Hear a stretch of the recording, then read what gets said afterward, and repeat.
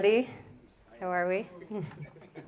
So just before I go on or introduce myself, just a massive thanks to Steve for putting this event together. I think it's so cool. I definitely wish it was around when I started my businesses. So yeah, thank you, Steve. Woo woo. Back to me.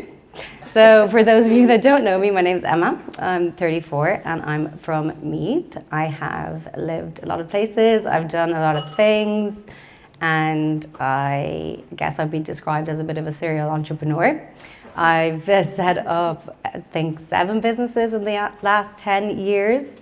2 have worked, 5 have not, but that's okay. It's all a learning experience. So I'm going to talk to you a little bit about one of those businesses, which is called Dollhouse the Agency. So that is a full service staffing agency. So we are based in Ireland and we supply staff for promos, events, hospitality industry, beauty temp staffing. We work with a lot of retail clients, Brown Thomas, Arnott's, places in Kildare Village. We do a lot of hospitality staffing, bar shifts, all that kind of stuff. How did I get there? I have no idea sometimes. I do know that in my early 20s, I moved to Ibiza and was a shop girl. And during that time, when I came back from being a shop girl in Ibiza, I was feeling inspired. So I went to some bars and nightclubs in Dublin and asked could I give them some shop girls and see how it goes. And it worked out, but the novelty of the shop girls wore off pretty quickly. So then I'd already kind of built and maintained these good relationships with these bar owners, these nightclub managers. So they started asking me for hostesses, bar staff, floor staff, wait staff, all these other different kind of staff. So I said yes, yes, yes. And now that's where Dollhouse is today. Obviously, COVID was really tricky. Hospitality industry, events industry, 0% or 100% cancellation of events and everything right overnight. So that was obviously a really, really tough time, as I'm sure everybody knows. So I'm happy to report that since the end of COVID to the end of this year, we are set to bring in almost $1 million in revenue. So that's pretty cool. So onwards and upwards. And I want to talk a little bit mainly about my second business. But before I do that, I rehearsed this with Steve during the week and I kind of left Dollhouse there. And he said, Dollhouse has not died. So just to let you know, that's some of the team last weekend at Electric Picnic, some of the beauty temp team.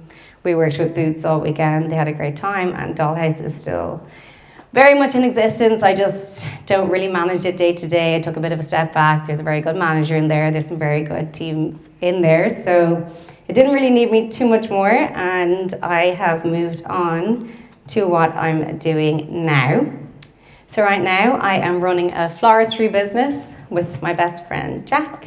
That's us there. That's us there having a good time. So yeah, we run our flower business together. We specialize in weddings and events. It's called Emerald's Floristry, named after myself. And yeah, we're pretty busy. We're just wrapping up a very busy wedding season. So we did 4 weddings last week, just to give you an idea. We've got 3 this week.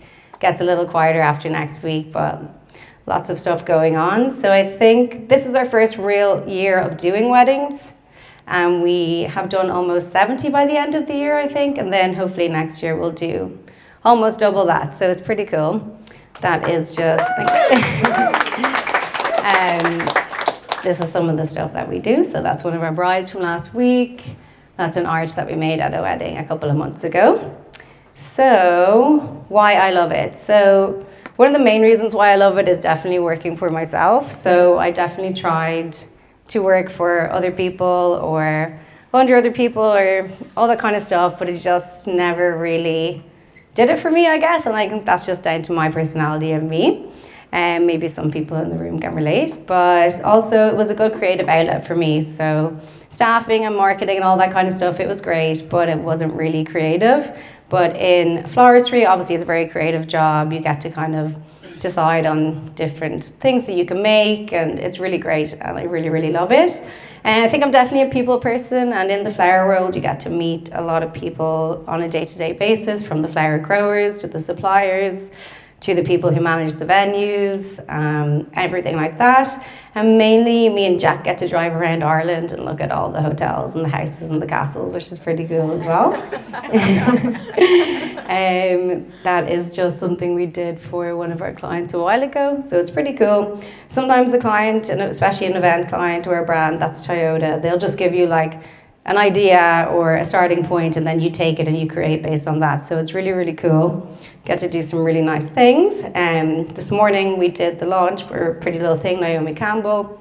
Another nice one that we do as well. We've worked with Brent Thomas, Whispering Angel, and some other ones like that. So yeah, definitely creative. Oh, it's gone. There we go. So definitely creative freedom, the creativeness of it is really, really great.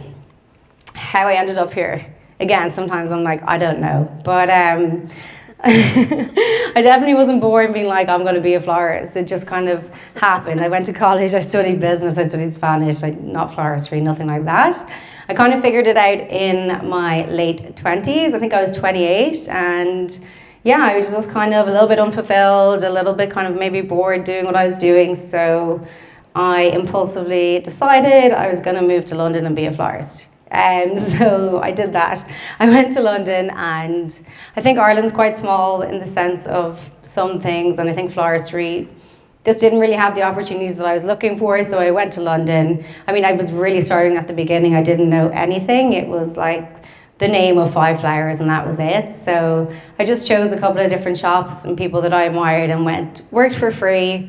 But I think what I learned and the experience I gained was kind of invaluable, and the knowledge, and even just listening to the other people in the shops talk and how they did their weddings and all that kind of stuff. It was a really, really great experience. So after London, I went to Berlin and did an internship there, which is also very random, but I'd never been to Berlin, and I also just didn't want to learn one style of floristry, and I didn't want to do it from just one teacher. So I went over there. There's some fun Berlin flowers. And I learned, yeah, I didn't speak German or anything, but it was fine. I liked it. It was a good time. And then from Berlin, I went to Mexico.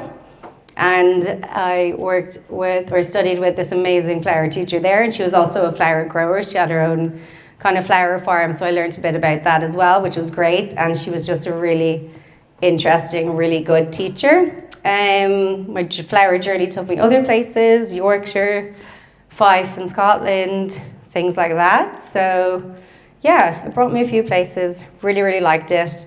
I think 3 years to the day when I left for London, I set up Emma Rose Floristry. So I don't know if that's a fast journey or a slow journey, but that was my journey. Year 1, we had a shop in South Dublin, opened it during COVID. I remember I called Jack, who lived in New York at the time, and said, I'm going to open a flower shop. And he said, it's COVID. I said, come on. And he did, for some weird reason, so thank you. And then that closed, but then we started focusing on weddings and events, which is our bread and butter now, and what we love doing and what we really, really enjoy. So all's well that ends well. But the shop was great. It was a good experience. We made some good relationships with people. We learned a lot. And yeah, it was really, really good. And we have, a lot of bookings already for next year for our weddings, for our events. So I think we are doing something right, which is nice. So my advice. So knowledge is key. I think Shane, Breadmaster, kind of touched on this as well, that it's just so important, like, to always kind of be the student. You're never going to learn everything and just know it all. So in my journey, I went and I learned from a lot of different teachers in a lot of different places. I learned a lot of different styles. So I think that's really, really important. It's okay to always be learning. You don't just learn it all and know it all and then stop. Document everything. When I say that, I mean like pen to paper or notes on your phone. Just like write it down.